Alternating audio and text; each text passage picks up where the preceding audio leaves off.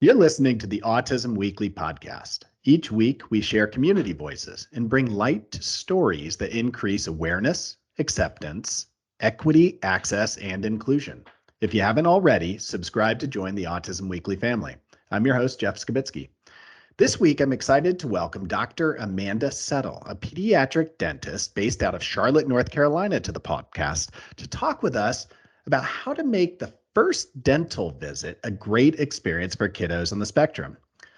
We will also cover dental hygiene tips to take home and implement day to day.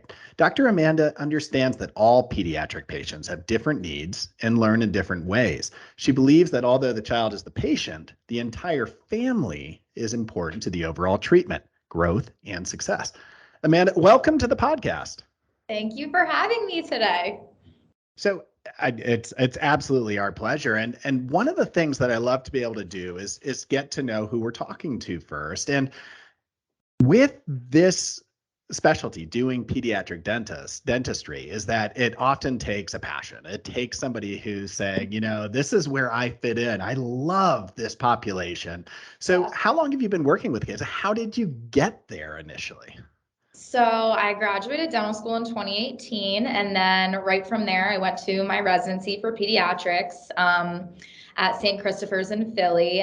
It's funny because people are always like, why peds, why peds? And I really didn't even know that pediatrics was a specialty until dental school. We had just always gone to our family general dentist. And then once I learned about it, I just knew this was for me. I love working with kids. They're funny, you can joke around with them, they're sweet most of the time, but they're also really resilient.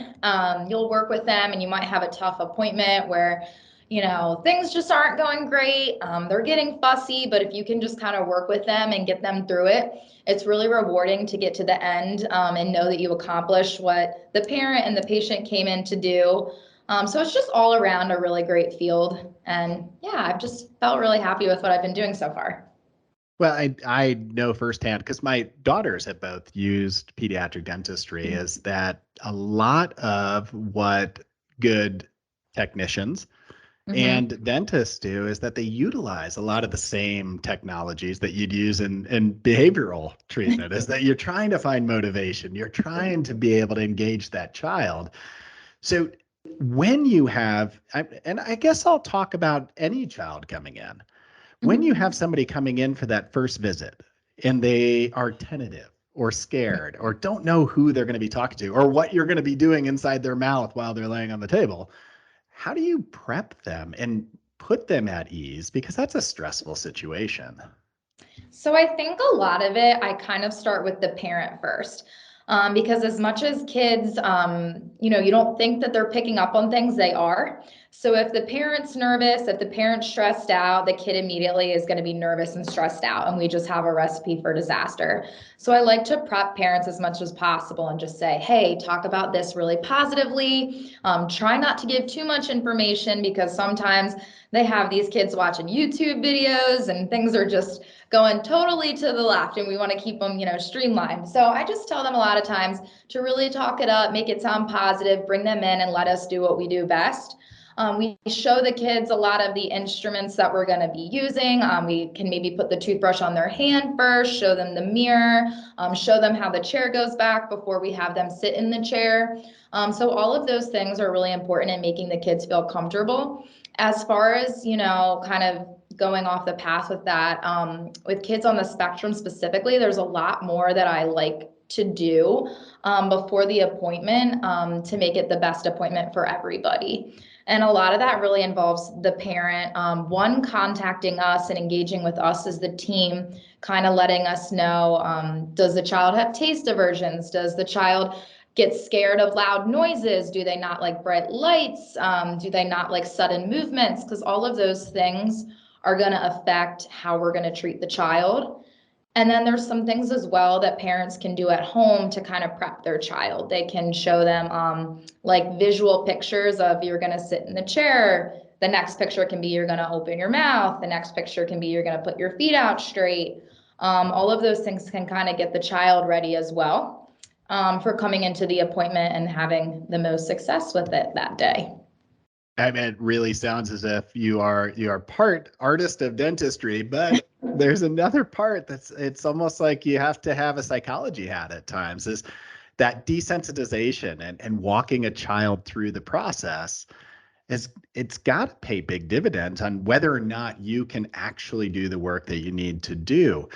You had mentioned is that the parent role is so important, and I just looking at, whether it's toys or whether it's books or whether there's games, there has to be a way that you find the child early enough, maybe 2 years old, 3 years old. You start teaching them before they even have to go to the dentist how it could be a fun experience, how it could be not something stress inducing.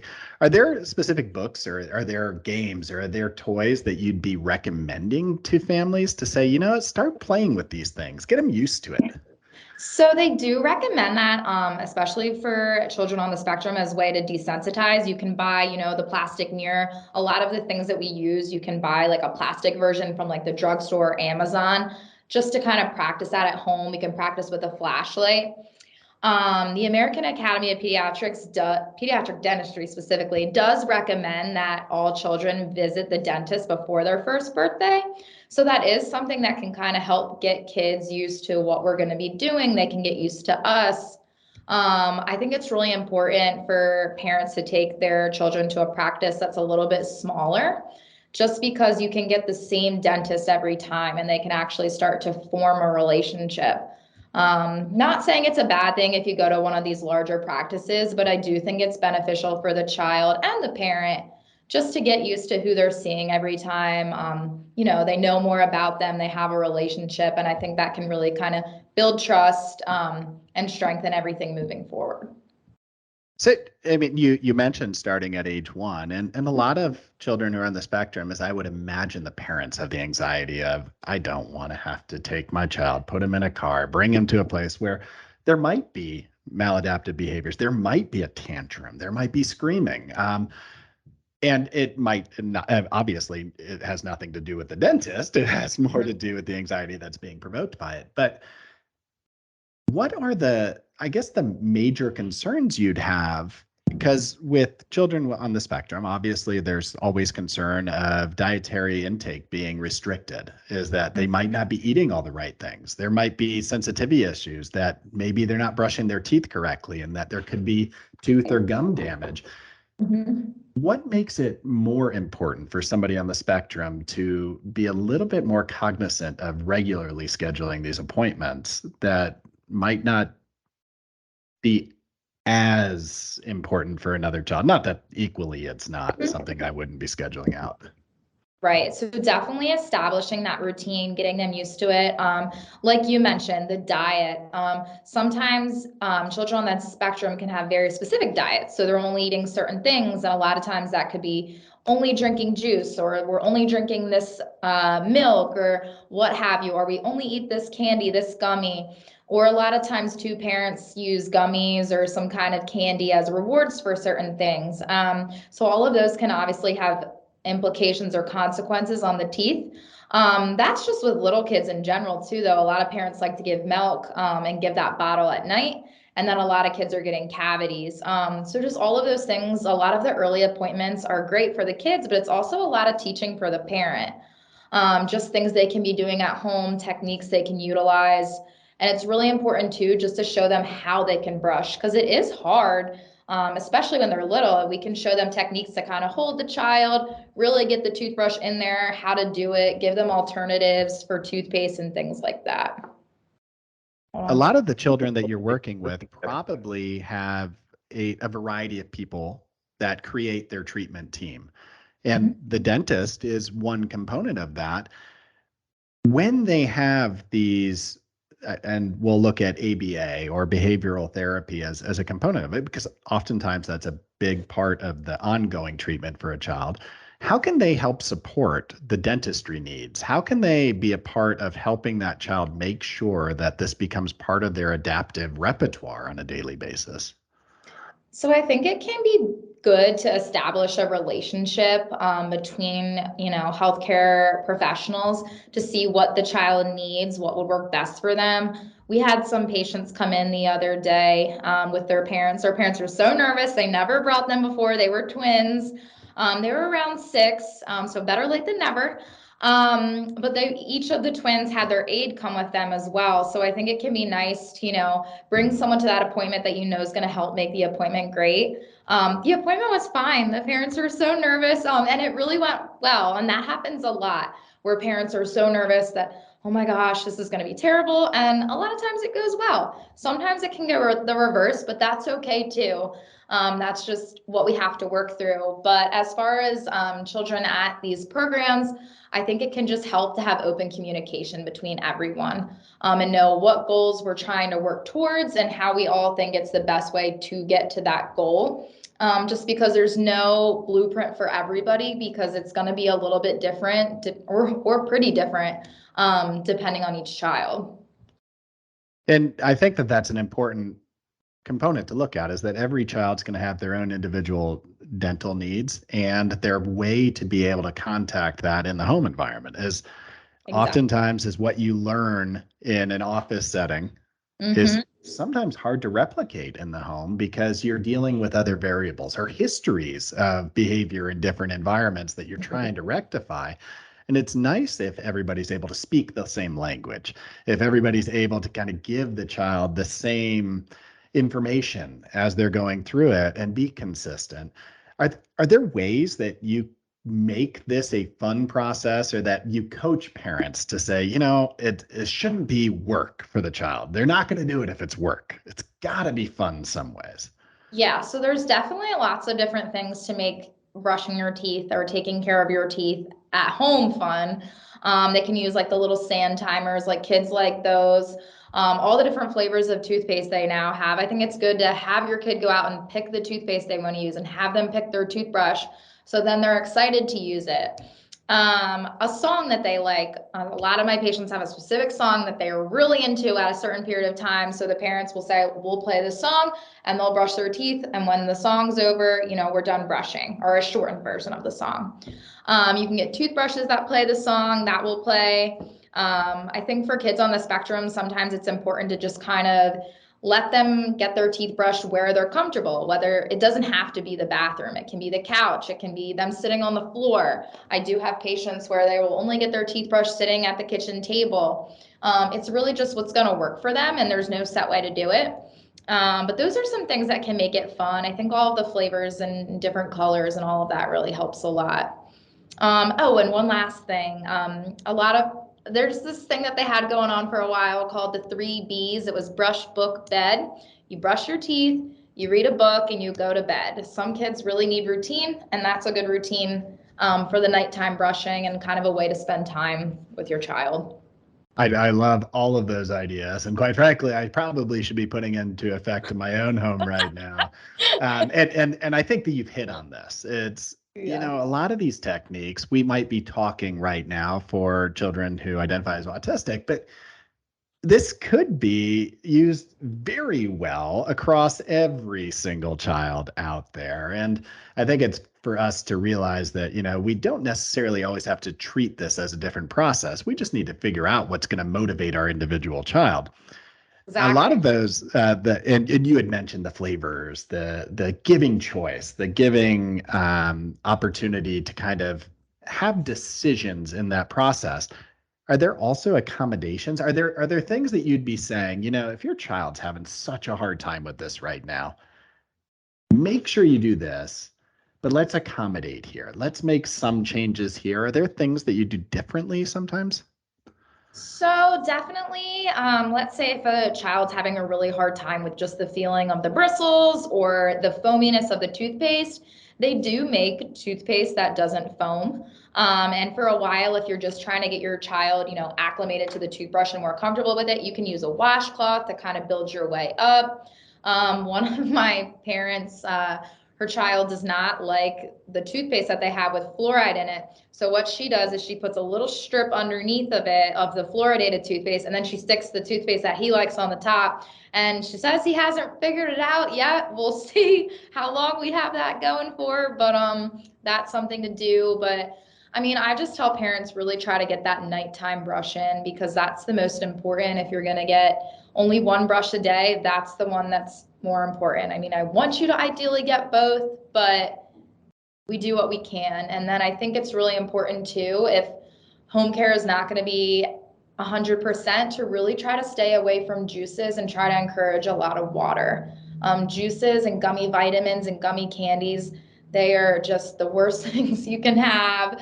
They're the secret killers, or the silent killers, as I call them. So if you can really avoid those, that can really help you out in the long run too. Why do the worst things always have to taste so good? That's the Right? problem. Why can't they make the gummies not taste good and the toothpaste I taste good? know. All of the best things, I know. So horrible of them. But Right. so and you had gone over some of those accommodations and some of the ways to be able to make brushing fun, but there are also components sometimes with autism when it's a sensory seeking thing where you're going to see children seeking oral stimulation. And I've seen it where there's intensive grinding or chewing and ultimately potentially some lockjaw. Things like that have crept in for medical conditions. Right. What do parents need to be worried about sometimes? I mean, if they have a child who engages in a lot of oral stimulation. So there's a lot of things that you want to be careful with. Gum picking can be one of them too, just constant going at it. Like you said, chewing the lips, grinding the teeth. They're hard, again, child dependent, as we've, hit on a lot of times. But as far as grinding goes, that's a really common complaint of parents just across the board in general. And the majority of the time, it's not an issue. It sounds really loud. It's really alarming, I know. But if you look in there, they're really not doing enough damage to the teeth. But sometimes that does become a problem. And then we can be talking about mouth guards and things like that. Again, though, are they going to wear that? It's hard to say. And when a child's growing, you can't really put anything in there that's permanent. Some parents I've seen, they have necklaces that their child will wear with little things that they can chew on them. Some of my older patients have them, like 15, 16, they've had them, or just something that they carry that's safer for them to chew on versus their hands or some other object that we don't want them putting in their mouth. Things to also be careful of is kind of like head banging or things like that.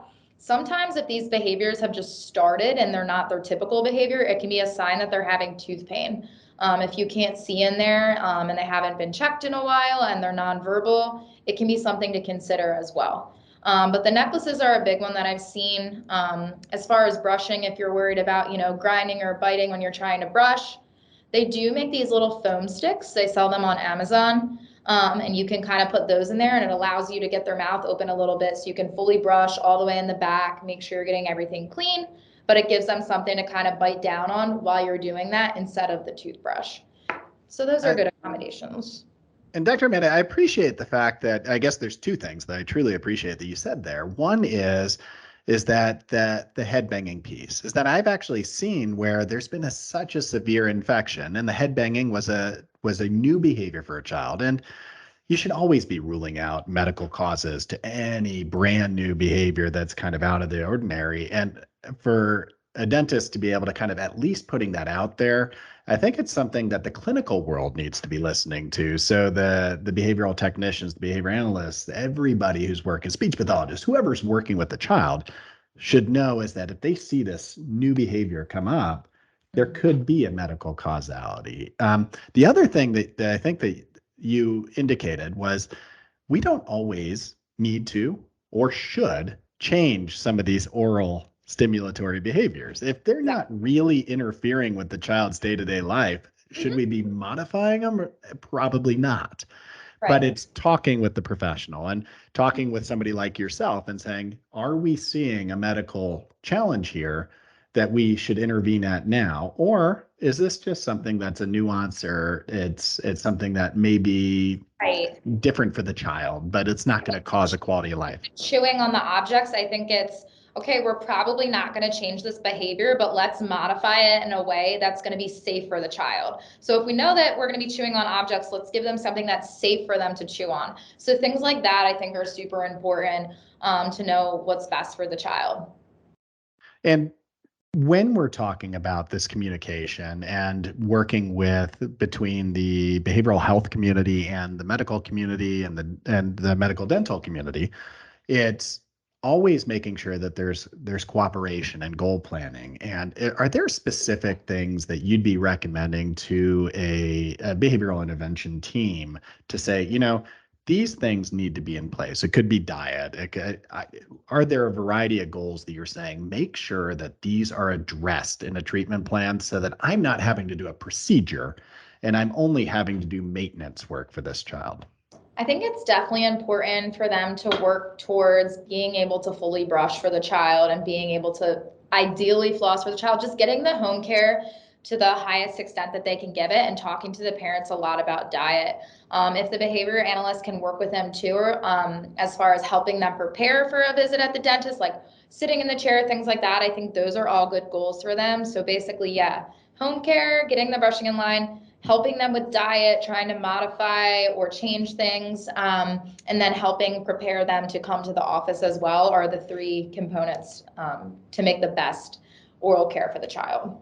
So let's dig into that coming to the office piece, because I know in the aviation industry is that I think Delta does an autism day where they say, come walk on our planes, meet our staff. Yep. Do you have these dental fun days at the office for people to meet and kind of see what? So we don't necessarily have a specific day, just because I'm kind of open to it whenever. If you want to bring them in and they want to look at the office, that's fine. If you want to call ahead and say, hey, we want to come look at the office, but we want to do it when nobody's there, sure, we'll accommodate that. So we don't do a specific day, but we're definitely open to it. We'll bring them in, let them sit in the chair. If they want to meet all of us, all of those things are great, and we'll definitely allow that. Do you ever take the brave path of switching roles and having them look in your mouth and doing those things, or is that something that maybe just isn't quite on the agenda? I have not had them look in my mouth, but we have oftentimes had the parent look in the parent's mouth. So mom will sit in the chair, or dad, or whoever, caregiver, and we'll look in their teeth and we'll do a whole, kind of routine on them first. Or sibling a lot, that will help. And the child will just kind of see, okay, this is going to be all right. This is what's going to happen. And that has a lot of success too. Yeah, I think your approach might grow some future dentists out there. I'm hoping is that might bring it. And yeah, it would be wonderful. I'd love to see that happen so that we can go back and see how many people came through Dr. Settle's program.